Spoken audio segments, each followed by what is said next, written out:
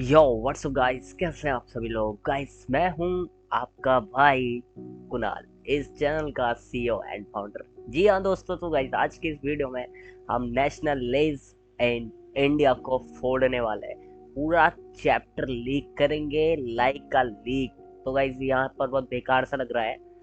पहले हम चलेंगे फ्रॉम बिगनिंग पर और इस स्लाइड शो को कर लेते हैं स्टार्ट। हाँ गाइस, तो आज की इस वीडियो में किस प्रकार nationalism in India, non cooperation movement, civil disobedience, कब सत्याग्रह रिलीज हुआ, कहाँ कहाँ पर गांधी जी गए थे इसको इम्प्लीमेंट करने के लिए, और जलियांवाला बाग कब हत्याकांड कब शुरू हुआ, क्यों हुआ, रॉलेक एक्ट क्या था, यानी रॉल एक्ट, और अल्लूरी सीता राम राजू कौन थे, 1930 में क्या हुआ था, साबरमती साइमन कमीशन। यार चैप्टर बहुत छोटा है बट कंसेप्ट कंसेप्चुअल, तो इसे समझने के लिए आपको करना पड़ेगा, थोड़ा ध्यान से सुनना पड़ेगा यार। क्योंकि अगर आप इसको ध्यान से सुनते हो तो आपका पूरे के पूरे डाउट्स क्लियर हो जाएंगे, और साथ में कोई भी क्वेश्चन आता है एमसीक्यू या सब्जेक्ट ऑब्जेक्टिव, यानी मेरा मतलब कैसा भी क्वेश्चन, तो वो इन थ्योरेटिकल बेस कंप्लीट हो सकता है। सबसे पहले नेशनलिज्म इन इंडिया की बात करते हैं, तो मैंने कुछ स्लाइड्स क्रिएट करी है। सो फर्स्ट स्लाइड है कि वर्ल्ड वॉर चल रहा था वन का। ये गाइस एज ए स्टोरी आपको सुनना है, क्योंकि इसमें स्टोरी पार्ट है, एक कहानी है, कहानी के तौर पर इसको पूरा सुनना है, जिससे मेरा खुद का सेल्फ रिवीजन हो जाएगा, बिकॉज यार मैं भी साथ में ही हूँ आपके।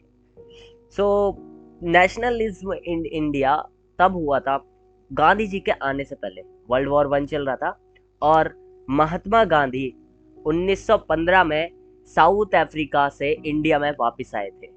दोबारा याद रखना यार, साउथ अफ्रीका से इंडिया वापस आए थे, returning to India in 1915। In 1915, Gandhi returned from South Africa to live in India. He spoke at the conventions of the Indian National Congress, but was primarily introduced to Indian issues, politics, and the Indian people of Gopal Krishna Gokhale. नहीं आया ना समझ? देखिए story part है तो story के हिसाब से सुनना है।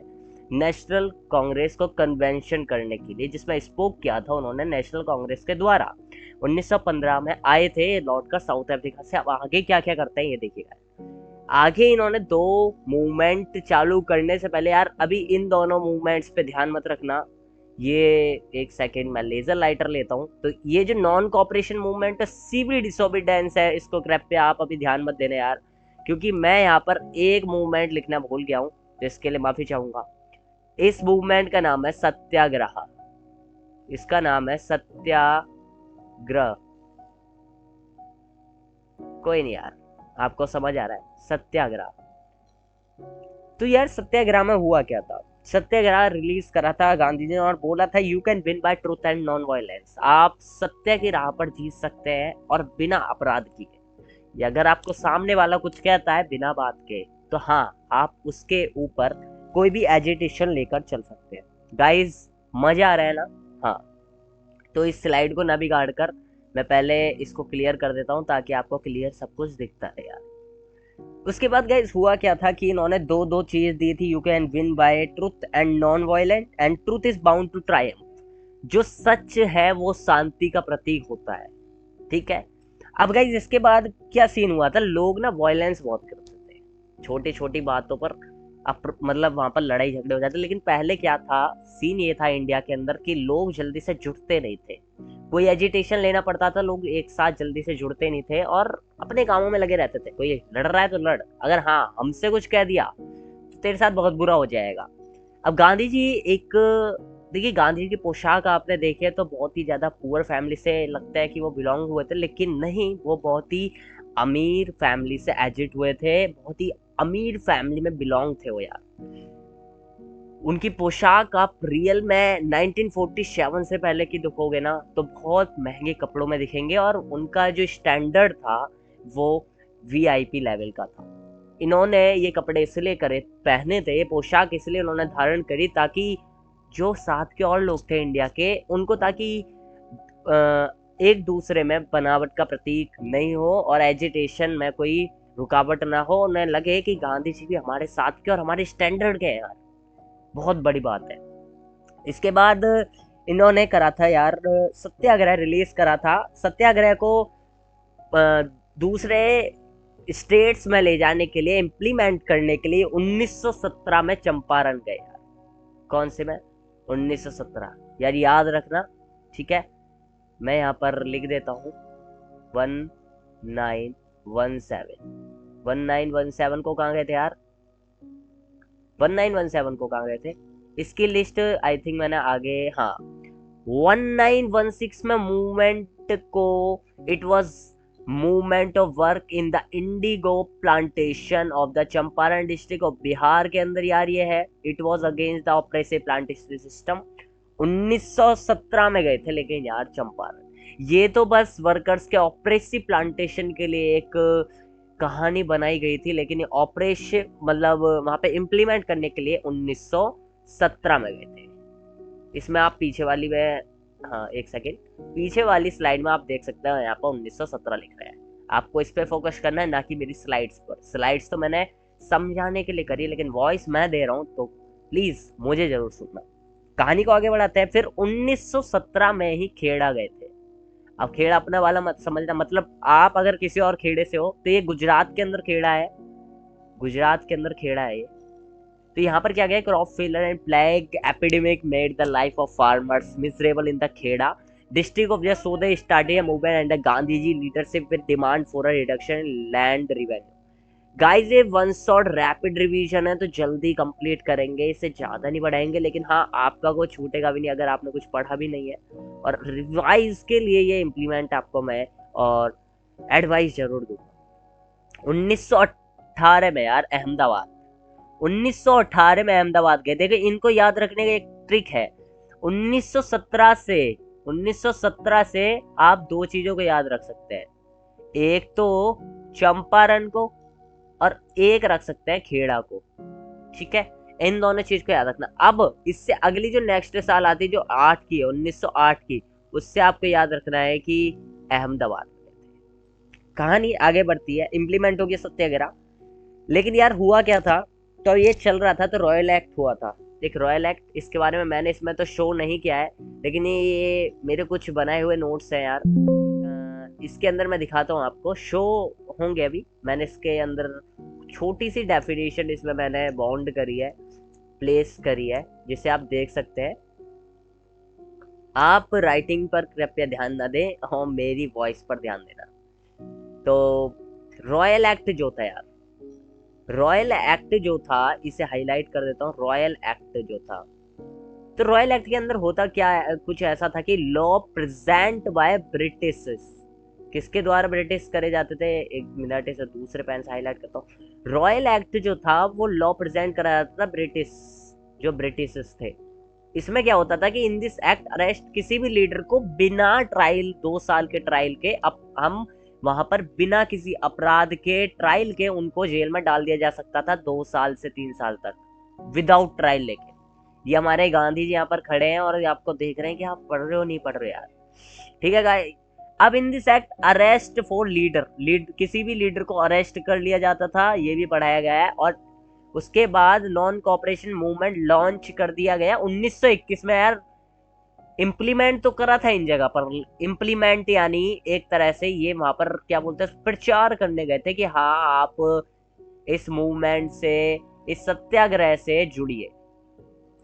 सत्याग्रह से जुड़ने के लिए इन्होंने इम्प्लीमेंट किया और ये जनवरी 1921 के अंदर, याद रखना जनवरी 1921 के अंदर ये लॉन्च हुआ था।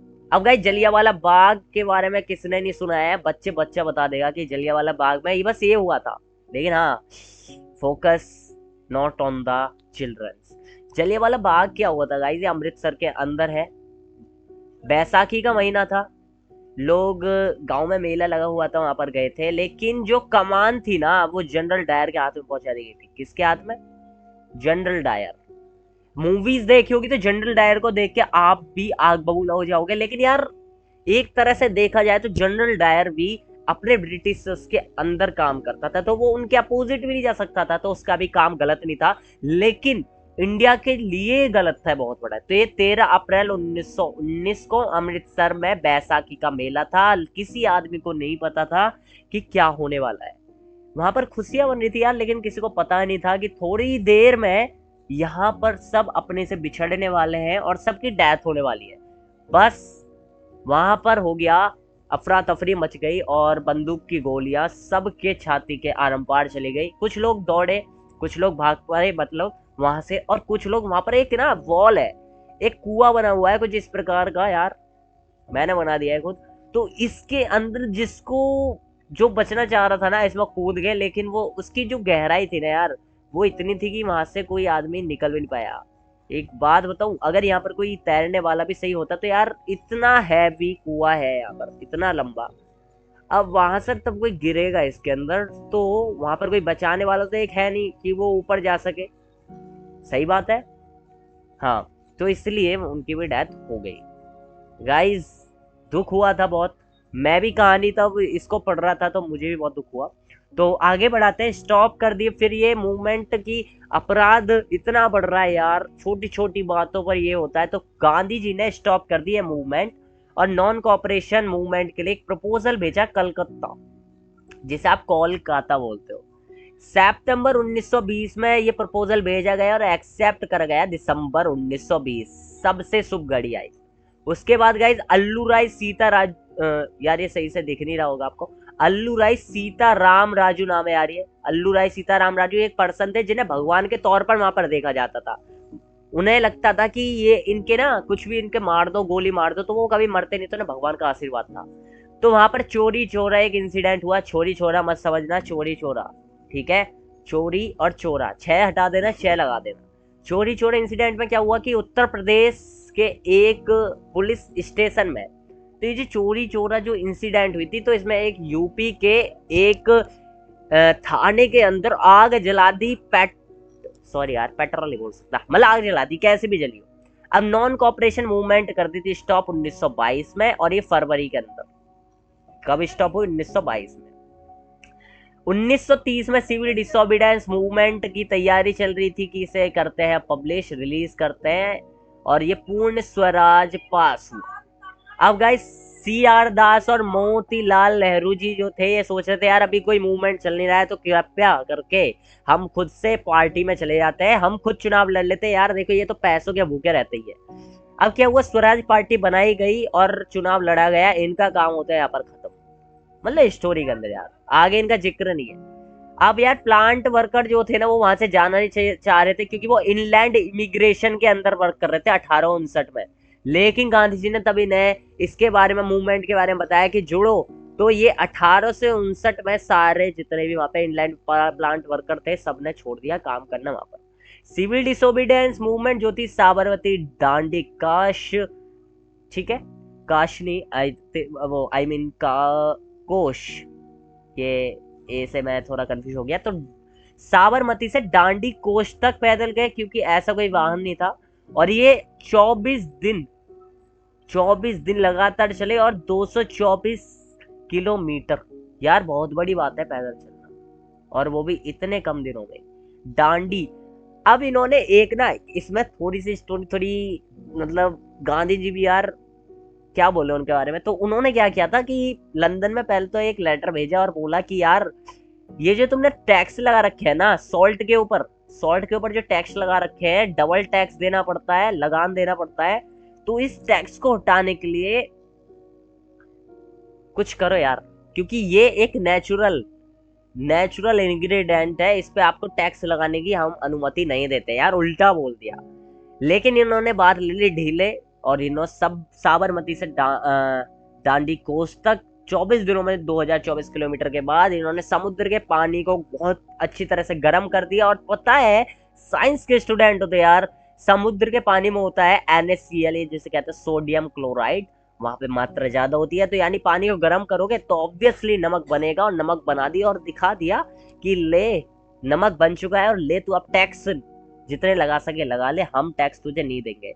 अंग्रेजों की पूरी कोशिश थी कि वो हमारे ऊपर टैक्स टैक्स टैक्स बढ़ते जाए और किसी को भी पकड़ के रॉयल एक्ट के द्वारा जेल में डाल दिया जाए। लेकिन गांधी जी के सामने इनकी सारी की सारी जितनी भी कोशिश थी सारी नाकाम होती गई। तो गाइस हम स्टोरी के एंड तक आ चुके हैं। साइमन कमीशन आया। साइमन कमीशन एक इंडियन कॉन्स्टिट्यूशन और इरविन पैक्ट हुआ था 5 मार्च 1931। और यहाँ होती है यार कहानी की एंडिंग बिल्कुल एग्जैक्ट टाइम पर। सो गाइस स्टोरी कैसी लगी मिलते हैं नेक्स्ट वीडियो में। चैनल को सब्सक्राइब कर देना। तब तक के लिए गुड बाय गाइस।